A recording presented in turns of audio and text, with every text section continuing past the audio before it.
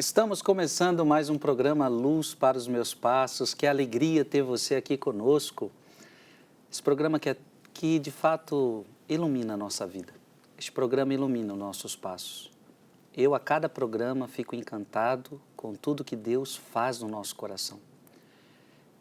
De todos os programas que eu faço na vida, esse é um dos mais fortes para mim, porque a gente lida com a Palavra de Deus e a Palavra de Deus vai aquecendo o nosso coração, vai tocando o nosso coração, vai nos trazendo verdades. O mundo de hoje, com tanta mentira, com tanta enganação, com tanta filosofia estranha, com tanta doutrina falsa. E aí quando a gente recorre à Bíblia, a Palavra de Deus, é um caminho sem erro, é uma doutrina segura, é uma palavra que nos traz vida e nos eleva para uma vida eterna. Então seja muito bem-vindo, você que nos acompanha pela TV Canção Nova, pelo meu canal do YouTube, Frei Gilson / Som do Monte, você que nos acompanha pelo canal do YouTube de Dom José Francisco Falcão.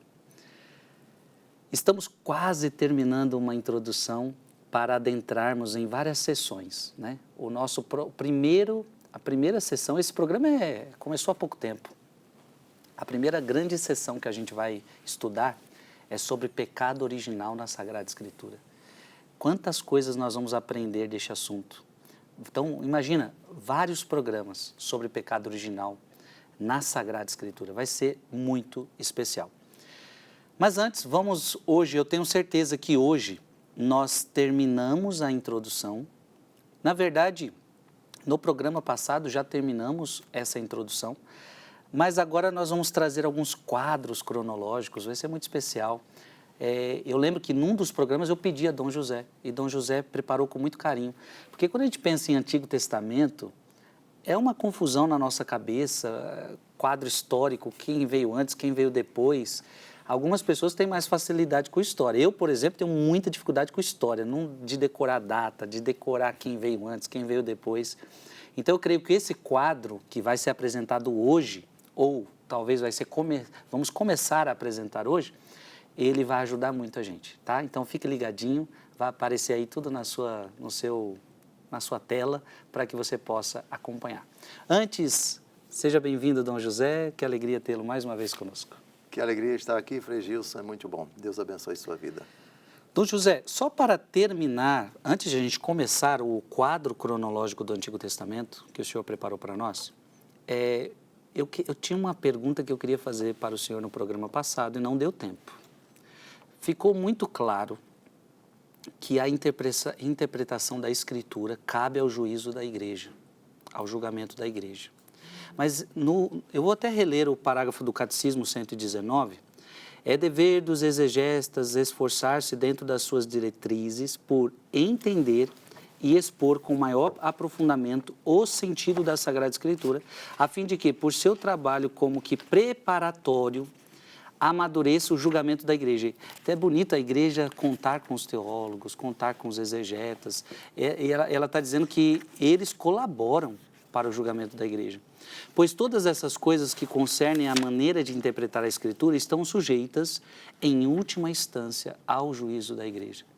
E aqui é como se aceita a colaboração, mas no final de tudo é o julgamento, é o juízo da igreja que vai valer, que exerce o divino ministério e mandato de guardar e interpretar a palavra de Deus. A minha pergunta para o senhor é o seguinte: ficou muito claro nessa introdução que o senhor fez para nós a importância da tradição para a Igreja Católica, coisa que, por exemplo, nossos irmãos protestantes não acham tanto valor. Algumas pessoas questionam como acreditar numa tradição, por exemplo, os padres da igreja, sendo que um padre diz uma coisa, o outro padre diz outra. O senhor mesmo citou casos nos programas passados. Santo Tomás diz uma coisa, aí vem Santo Agostinho diz outra, e são contraditórias uma a outra. E as pessoas podem ter essa pergunta agora. Então, mas se isso é a tradição, os primeiros pais, os padres da igreja, se nem eles concordam entre si, por que isto se torna uma base para a nossa fé? Perfeito. Tradição viva. A grande tradição da igreja, ela comporta pessoas que viveram em épocas diferentes, com uma formação teológica específica própria do seu tempo, onde o dado revelado, a palavra de Deus escrita, que é a primeira fonte da fé, a sua intuição, a sua compreensão e, consequentemente, a pregação decorrente ou os escritos decorrentes da intuição, do aprofundamento, do conhecimento pontual naquela sua época dos padres da igreja, nós estamos no desenvolvimento da compreensão da fé. O dado da fé não muda, é o credo. O patrimônio revelado, o depósito da fé, é um só. Mas a compreensão dele, é Jesus quem diz, tenho muitas coisas a dizer-vos, mas não podeis compreendê-las agora. Uhum. Isso quer dizer que a compreensão que Santo Agostinho, 17 séculos atrás, teve, por mais culto que ele tenha sido, por mais santo que ele tenha sido, foi uma compreensão própria de alguém que viveu 300, 400 anos depois de Cristo. Ocorre que a compreensão da Escritura não para com Santo Agostinho e avança, de sorte que, enriquecidos, os padres da igreja, a tradição da igreja, aqueles que viveram no século XVI, a compreensão deles é bem maior porque eles não somente têm o dado revelado, mas têm 15 séculos de integrantes da tradição da igreja que deram a sua contribuição, que compreenderam o dado, nem sempre com aquela clareza, nem sempre com aquela perspicácia de 20 séculos depois do século XX ou do século XXI. Dou um exemplo bem claro. O dogma da Imaculada Conceição da Bem-aventurada Virgem Maria, proclamado no ano 1854. Vários padres da igreja defenderam essa verdade, não como dogma, mas defenderam, apresentaram seus argumentos. Outros, que não tinham ainda essa clareza que a igreja adquiriu e definiu dogmaticamente em 1854, colocaram algumas objeções. Santo Tomás de Aquino apresenta algumas objeções acerca dos argumentos apresentados no seu, até o seu tempo, para defender o dogma, ou a verdade da Imaculada Conceição. Isso significa que, enquanto a igreja não tinha se pronunciado formalmente, definitivamente, dogmaticamente em 1854, nós temos um pensamento de Santo Tomás de Aquino diferente, por exemplo, do beato Duns Scoto, no mundo franciscano, um franciscano que defendeu ardorosamente a verdade da Imaculada Conceição. Aí nós entramos no âmbito das opiniões. Mais para frente, a igreja pode definir alguma coisa que objetivamente não condiz com aquilo que defendia um determinado padre da igreja. Dou um exemplo bem claro. Santo Agostinho defendia, na concepção dele, que as crianças que morressem sem o sacramento do batismo não se salvavam. Naquela época, a compreensão a respeito da salvação das crianças que morrem sem o batismo não estava clara. Outros padres da igreja defendem outra posição. Hoje, a posição da igreja a respeito do sacramento das crianças que morrem sem batismo, o Catecismo da Igreja Católica diz que Deus tem caminhos, outros além dos sacramentos, para salvar as crianças que morreram sem o sacramento do batismo. E isso, de forma alguma, contradiz a doutrina da igreja a respeito da tradição viva. Lembre-se que os padres da igreja, o seu ensinamento no seu grande conjunto, na sua totalidade, a igreja assume, a igreja reconhece como válidos, como integrantes da tradição viva da igreja. Tudo aquilo que os padres da igreja escreveram, que não contradiz, antes Sim. se adequa à Escritura e à tradição anterior, e a tradição posterior da igreja assume e reconhece, isso verdadeiramente é absolutamente, completamente válido, frutuoso, integrante da grande tradição viva da igreja. Determinadas afirmações pontuais de um padre da igreja, isso não desmerece o inteiro teor, o conjunto da sua doutrina, os seus escritos, etc. Dou um exemplo. Orígenes foi condenado formalmente por um concílio ecumênico, 2, se não me engano, por ter defendido a doutrina da apocatástase. Ele emitiu a opinião dele, dissertando sobre a misericórdia de Deus. Orígenes chegou a dizer: o amor de Deus é tão grande, o amor de Deus é tão inefável, a sua misericórdia ultrapassa nossa capacidade de compreensão,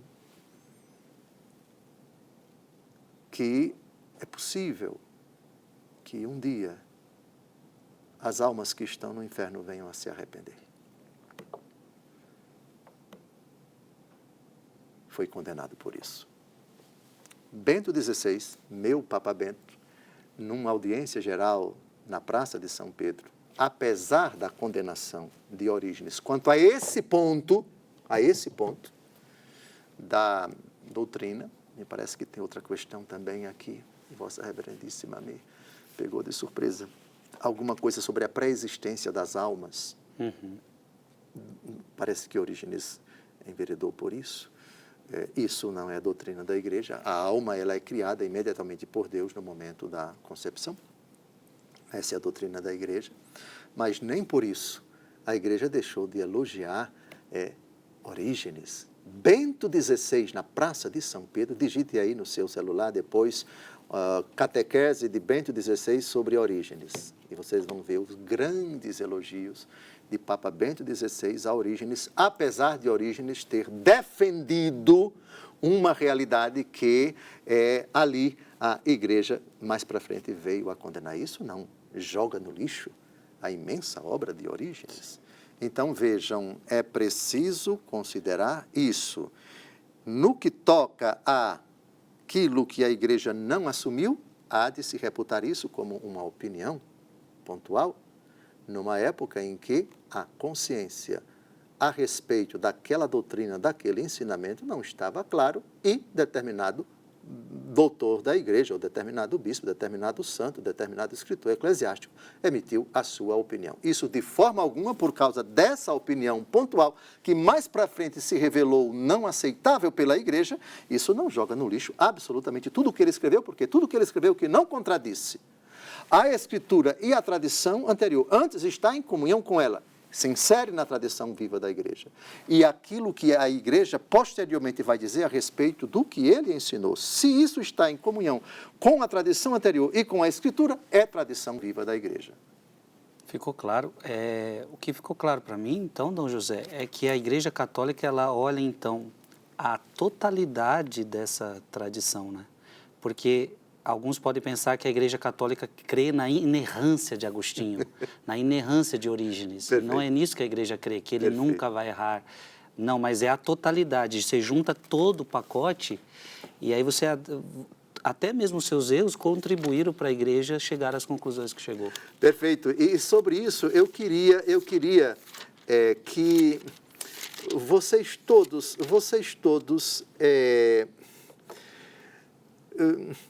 lessem comigo bem devagar 1 Tessalonicenses 5, 21. A ideia, o Frei Gilson, acho que ele disse isso agora inspirado.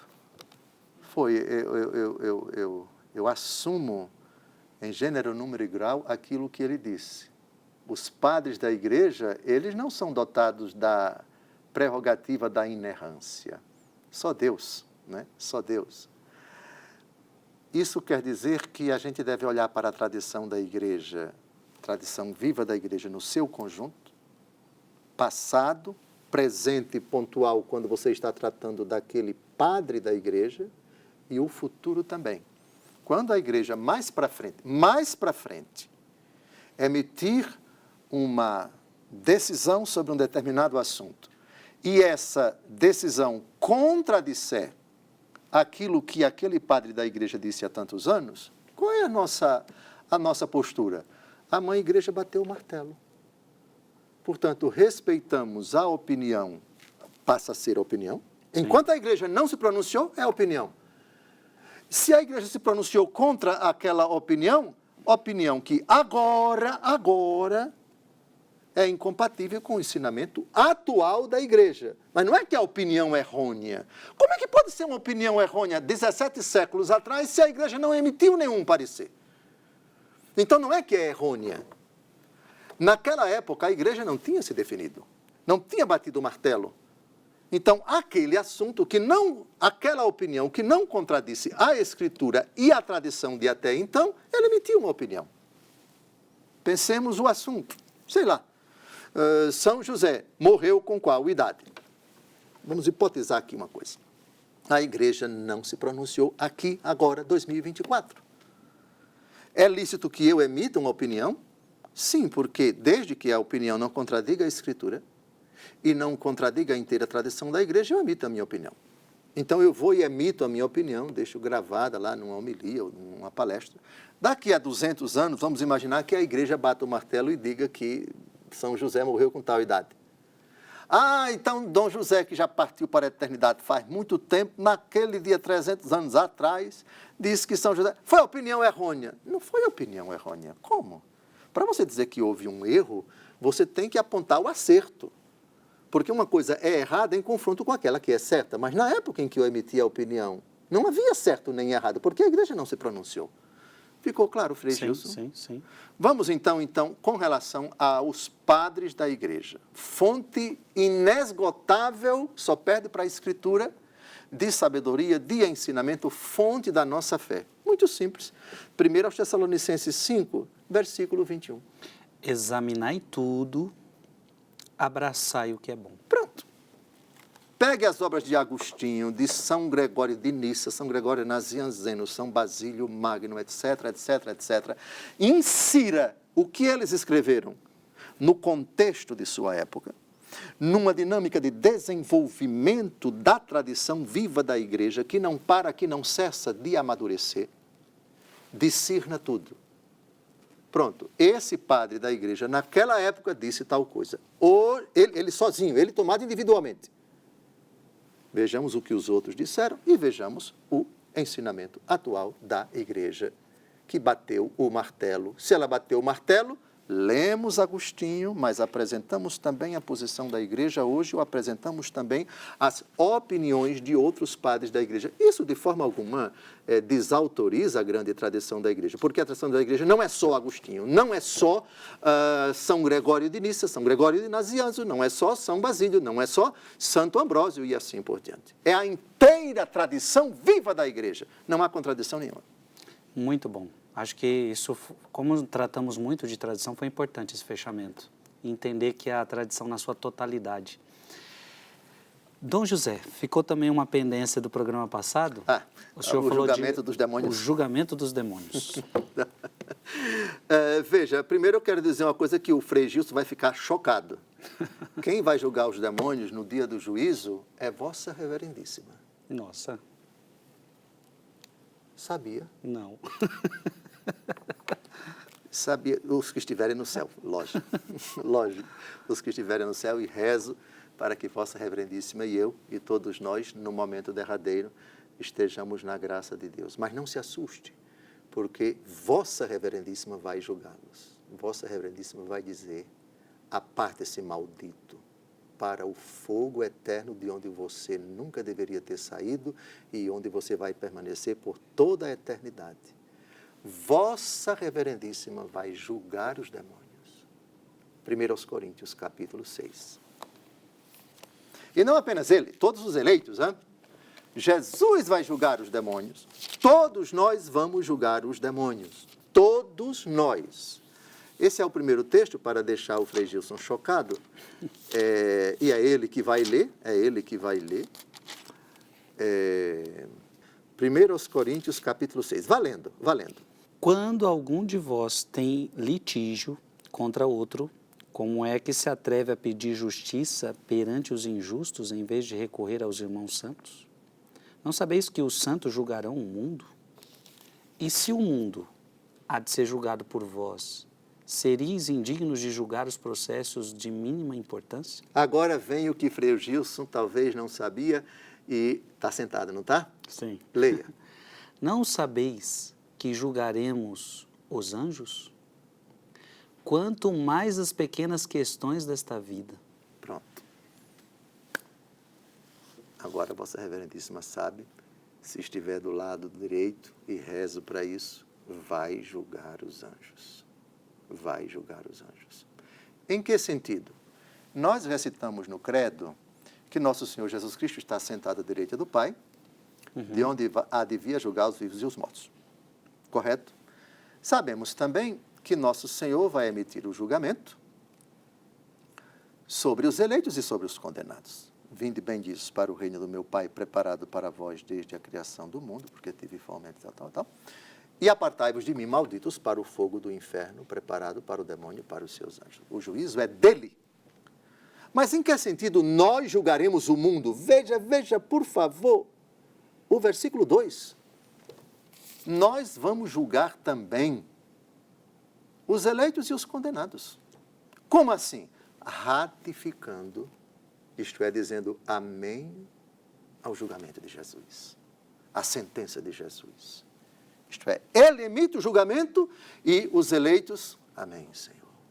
Glórias e louvores a ti, Senhor. É verdade, Senhor. Nós concordamos, Senhor.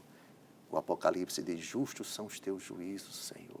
2 Pedro 2,4, 2 Pedro 2,4, 2 Pedro 2,4. Pois se Deus não poupou os anjos que pecaram, mas os precipitou nos abismos tenebrosos do inferno, onde os reserva para o julgamento. Pronto. Vão ser julgados. Já foram e vão ser de novo. Já você perdeu. O seu reino foi destruído. Obviamente, para os eleitos, porque os que estiverem no inferno partirão, já estão, e também os outros irão para lá, enfim. Serão julgados, sim, serão julgados pelo Senhor Jesus. Você foi derrotado, você foi sentenciado, você foi condenado. Está condenado por toda a eternidade. Parta para o inferno, de onde você nunca deveria ter saído, e saiu por permissão de Deus, e será atormentado por toda a eternidade. Será julgado, sim. Esse é o texto. Me parece que em Judas, vamos à carta de Judas, por favor. Judas, versículo 6. Judas não tem capítulo, é um só. Não se diz capítulo primeiro, porque é um só. Se diz primeiros, porque quando tem outros. Mas, versículo 6. Os anjos que não tinham guardado a dignidade de sua classe, mas abandonado os seus tronos, ele os guardou com laços eternos nas trevas para o julgamento do grande dia. No grande dia serão julgados homens e anjos. Nossa. Sim. Será algo belo e ao mesmo tempo pavoroso. Então, quando o catecismo, quando a doutrina diz, o credo diz, virá para julgar os vivos e os mortos, os vivos também enquadra os anjos vivos ou não? Não se pode falar de vida no inferno. A Bíblia nunca chama o inferno de vida. Chama o inferno de a segunda morte. Então, eu me inclinaria no credo por incluir os demônios no julgamento do credo, não entre os vivos, mas entre os mortos. Entendi. Nossa, fantástico. Entre os mortos.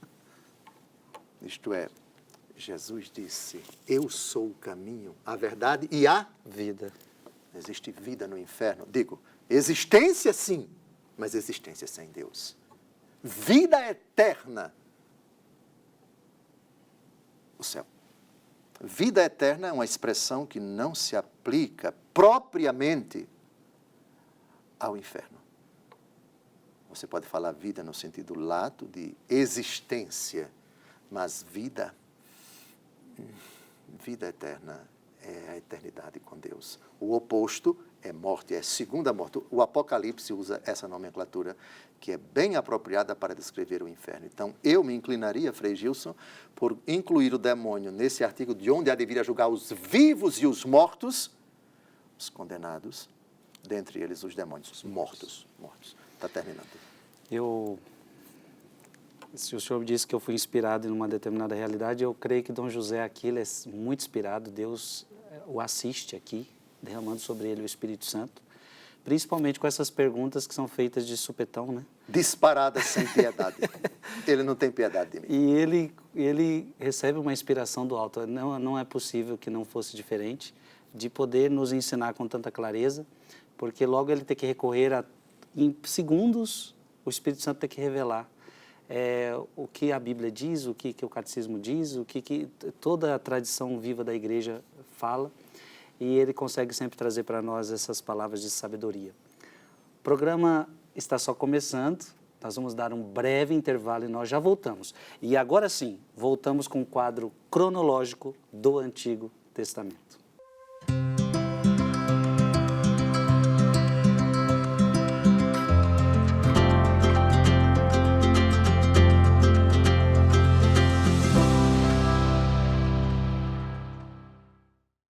Estamos de volta ao programa Luz para os Meus Passos. É sempre uma alegria ter você aqui conosco. Minha gente, chegou um momento maravilhoso, ainda na nossa introdução, onde vamos ver o quadro cronológico do Antigo Testamento. Sabe, vamos tentar com esse quadro colocar na nossa cabeça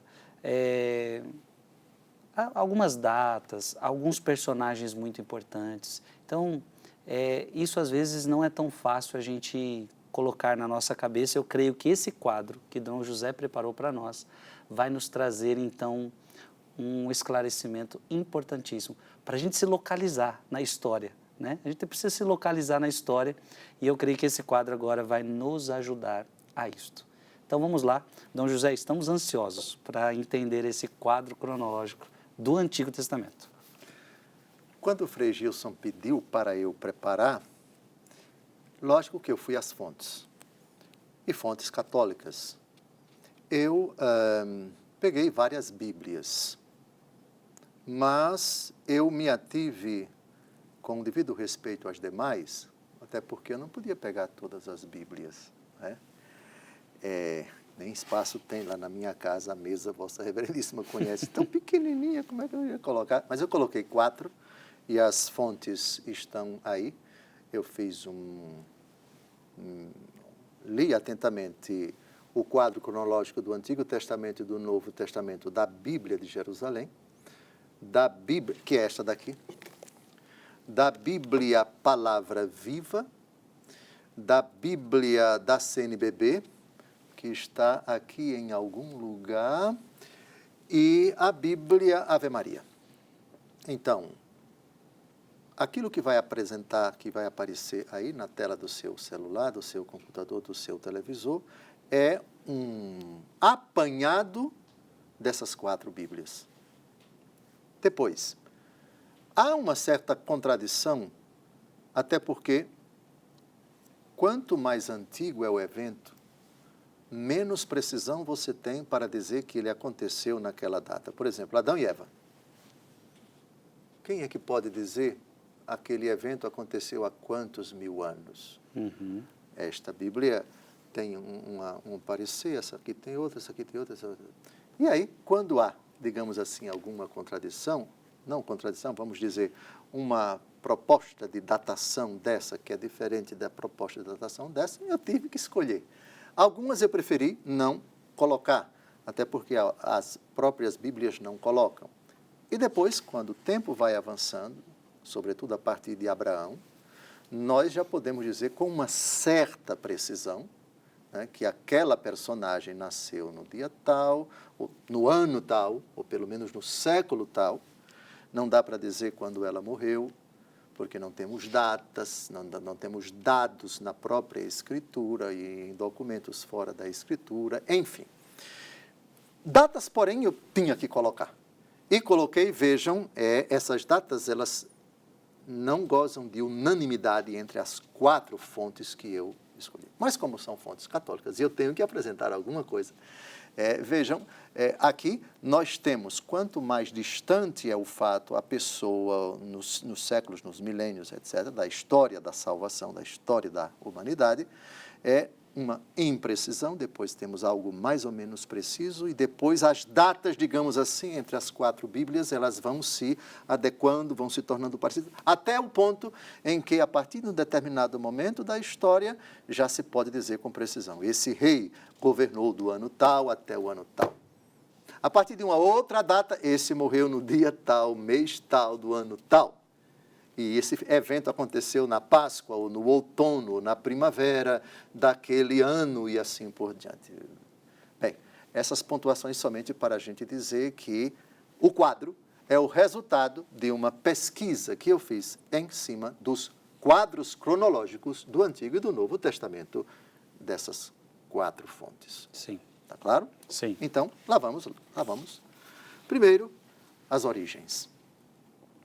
As origens estão no livro do Gênesis, capítulos 1º ao 11º, os 11 primeiros capítulos do livro do Gênesis. As origens, o homem, Adão, ser vivente, inteligente e livre. Não sabemos a data. A lista dos povos, antes de Abraão, Gênesis capítulo 10, não é? Os descendentes de Adão, de Eva, depois Noé, Sem, Cã, Jafé, o episódio da Torre de Babel, a multiplicação da humanidade, as gerações sucessivas, etc., até o pré-Abraão. Não sabemos datar. Aliás, eu coloquei aqui um dado, estima-se que a idade do Homo sapiens, o homem inteligente, atualmente, na arqueologia, estima-se que a idade do Homo sapiens é de aproximadamente 200.000 e 300.000 anos. Por enquanto, na arqueologia, os estudiosos se inclinam em dizer que o que foi descoberto nos restos, né, nas escavações e dos seres humanos inteligentes, esses seres humanos remontam a 200.000 e 300.000 anos. Pesquisei fósseis na Etiópia, em Homo Kibish, mais ou menos os restos mortais desse nosso ancestral, mais ou menos 195.000 anos. E em Jebel e Rude, mais ou menos 300.000 anos. E por que a gente não pode colocar uma datação exata? Porque o que se descobriu agora, o mais antigo está na Etiópia. Mas a qualquer momento, sei lá, nos Estados Unidos ou em algum lugar da América do Norte, ou então em alguma cidade do interior do Nordeste, alguém cavando lá descobriu, esse daqui tem 600.000 anos. Pronto, aquele outro virou um caçula e esse daqui vai passar a ser o mais velho, enfim. Não dá para você dizer que o primeiro homem inteligente, o que corresponde mais ou menos na Bíblia ao que nós chamamos de Adão e Eva, suposta a teoria do monogenismo, isto é, de que toda a humanidade veio de um tronco só. Depois a gente trata de monogenismo, de poligenismo, enfim.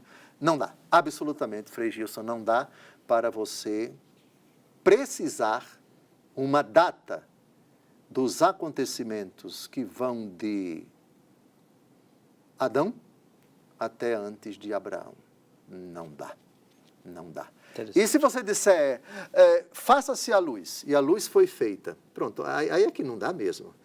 Isto é, se é verdade que o faça-se a luz da Bíblia corresponde à teoria do Big Bang entre os cientistas, não é? Isto é uma explosão do nada, essa realidade com uma carga nuclear tremenda, de radioatividade, tremenda, que levou para bilhões e bilhões e bilhões de anos-luz, fragmentos que depois de trilhões e trilhões de anos foram esfriando, dando origem às galáxias, aos planetas, aos cometas, etc.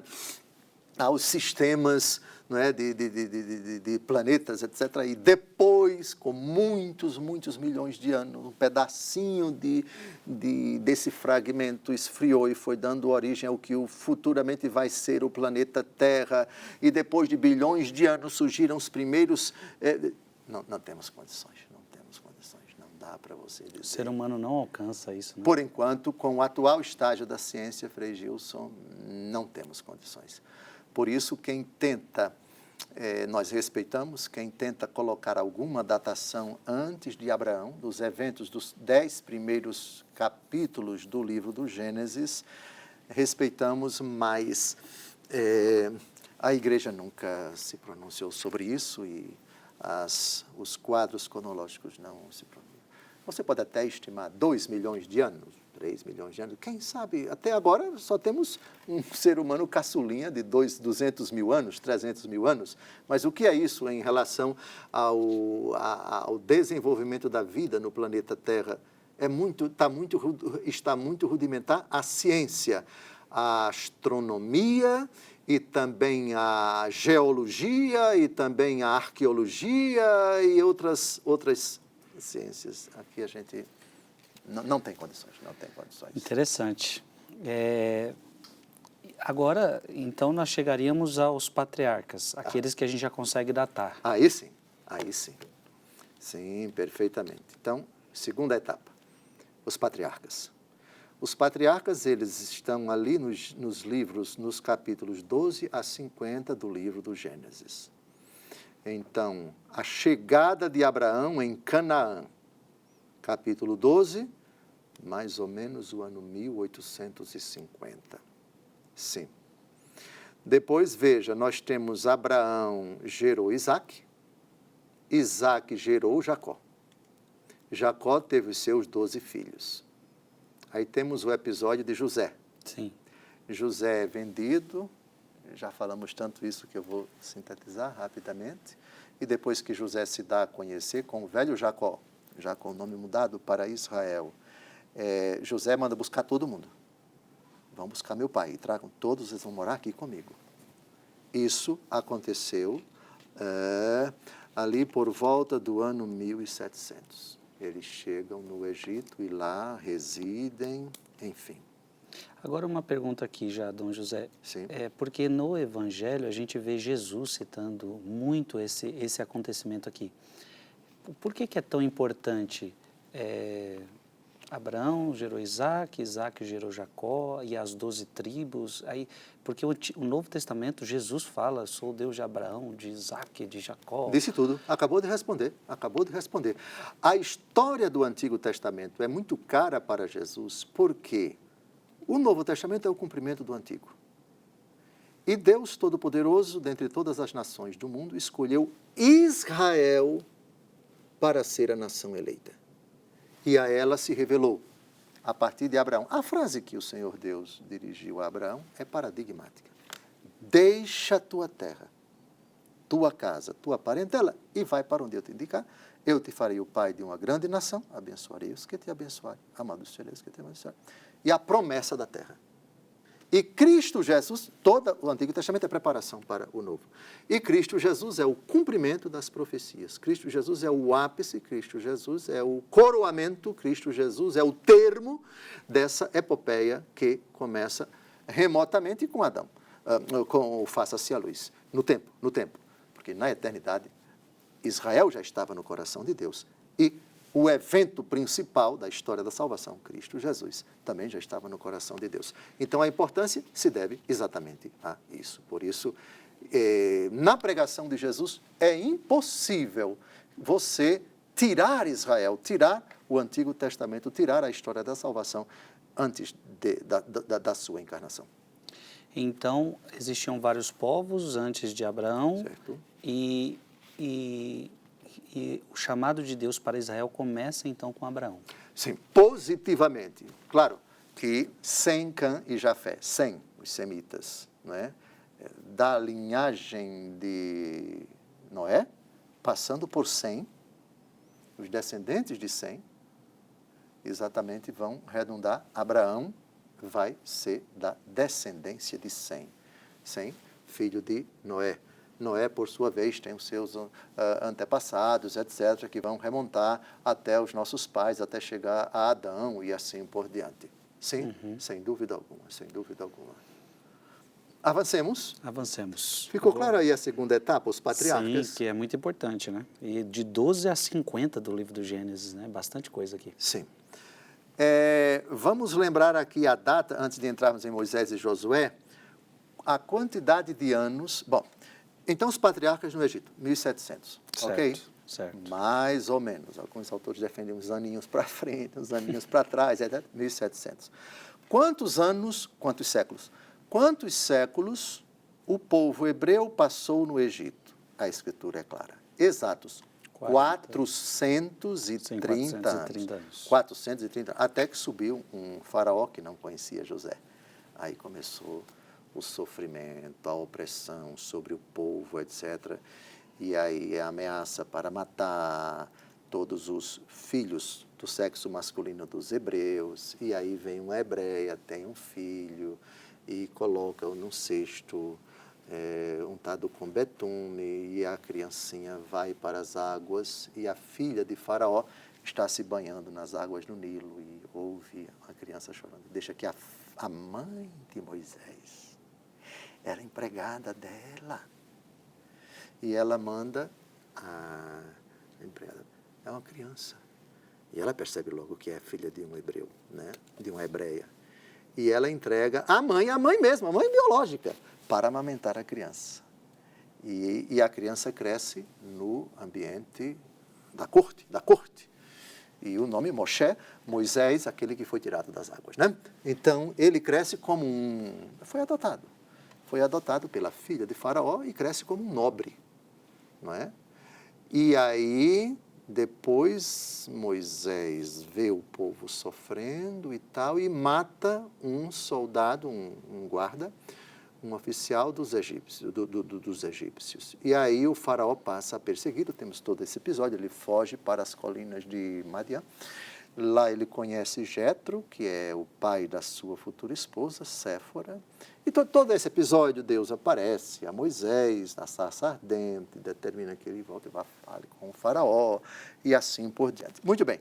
Então, da entrada dos patriarcas no Egito até o episódio de Moisés no Êxodo, nós temos 430 anos. Ok? Uhum. Muito bem. Então, entramos em Moisés e Josué. Os episódios de Moisés e Josué estão ali nos livros do Êxodo, Números, Deuteronômio e Josué. Ok? Então, o Êxodo, 1250.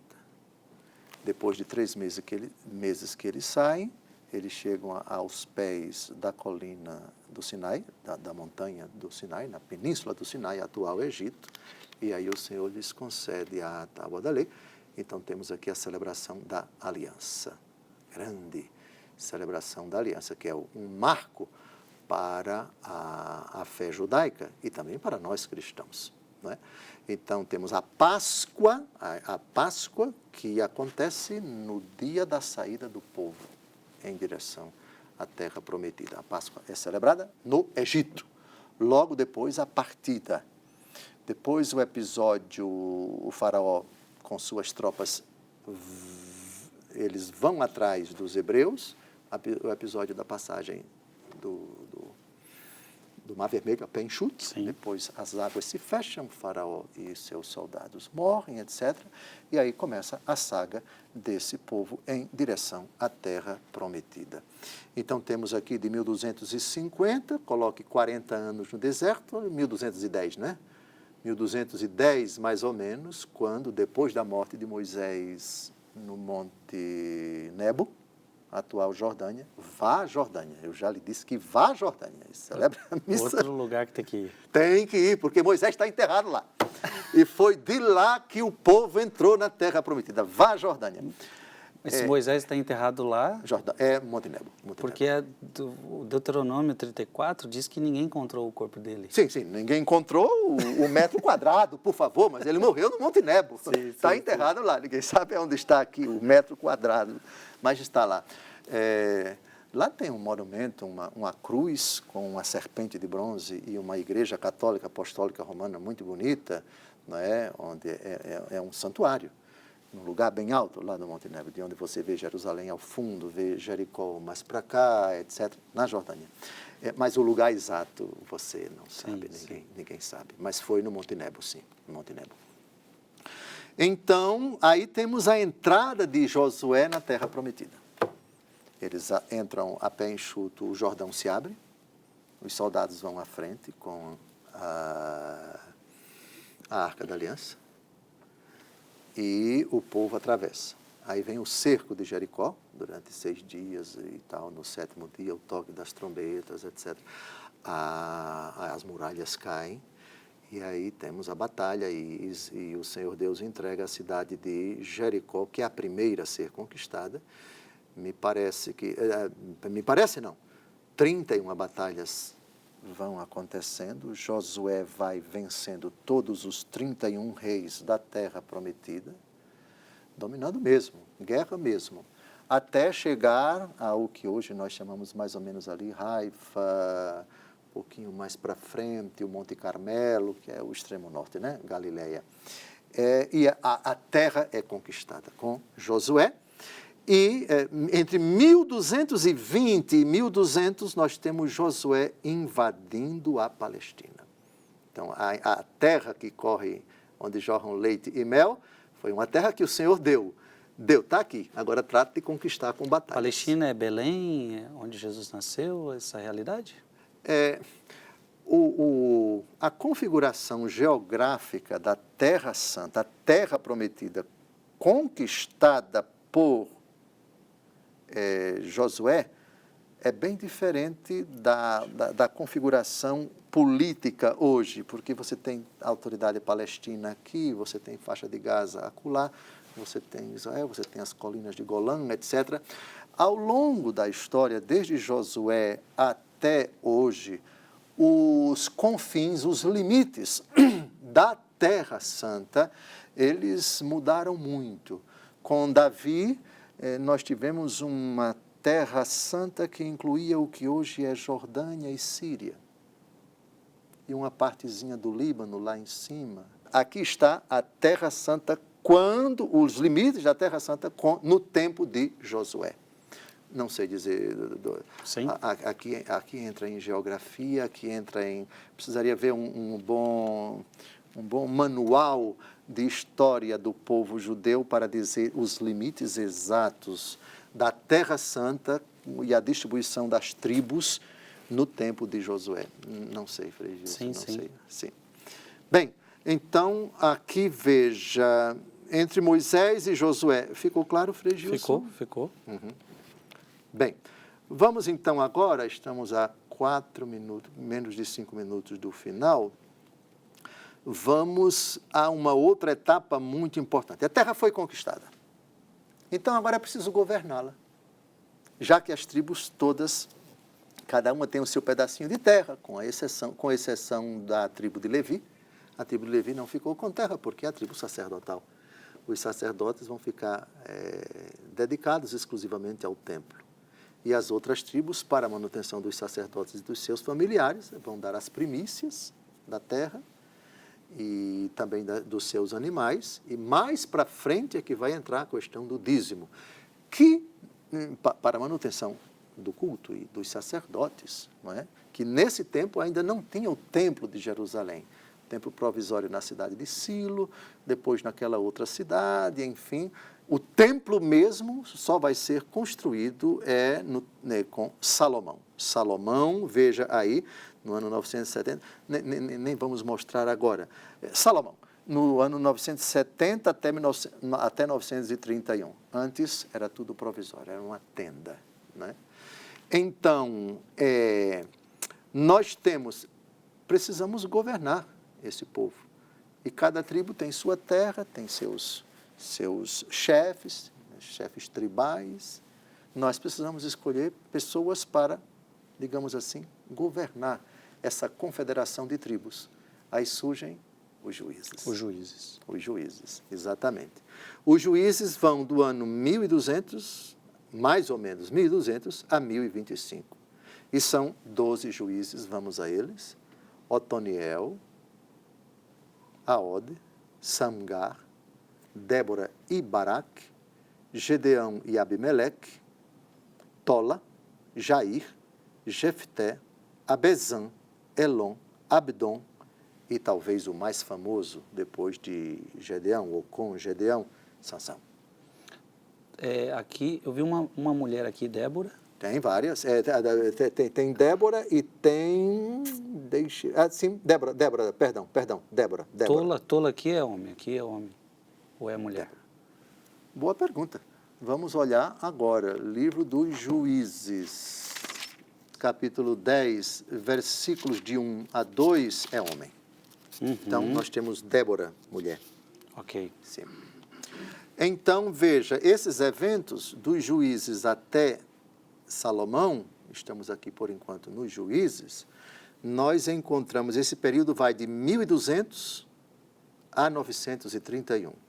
E esses eventos estão no livro dos Juízes, no primeiro e segundo livro de Samuel, primeiro livro dos Reis, capítulos de 1 a 11, primeiro livro das Crônicas e segundo livro das Crônicas, capítulos de 1 a 9. Nós estamos a 1 minuto e 35 do final. Talvez fosse interessante a gente parar aqui com os Juízes e no próximo programa a gente retomava com Samuel, Saul, Davi e assim por diante.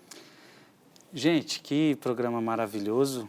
Eu sei que para alguns de vocês pode estar bagunçando já a cabeça, mas é isso, é Bíblia. É a história da Bíblia que o Dom José está tentando ao máximo deixar mais organizado na nossa cabeça. Mais que isso é difícil. Mais que isso é difícil. Então, no programa que vem, da próxima semana, que você não pode faltar, nós vamos continuar, tá bom? Vamos ter que fazer uma síntese do que já foi visto e nós vamos continuar. Então, paramos dos Juízes até Salomão. Então, estamos entendendo ali a história do povo de Deus, a história de Israel. Então, isso tudo é muito importante para nós. Lembrando que esse programa ele tem interesse de estudar o Antigo Testamento. Então, pode acontecer que a gente vá estudar depois com calma, com cuidado, várias partes que nós estamos tratando aqui, só pincelando a parte histórica. Tá certo? Olha, foi uma alegria imensa estar aqui com você. Não esqueça de compartilhar esse programa que fica registrado no meu canal, no canal de Dom José Falcão, e você então pode mandar esse programa para todos os seus amigos. Nos encontramos semana que vem, se Deus quiser. Vamos pedir a bênção de Deus. Abençoe-vos Deus Todo-Poderoso, Pai e Filho e Espírito Santo. Amém. Amém.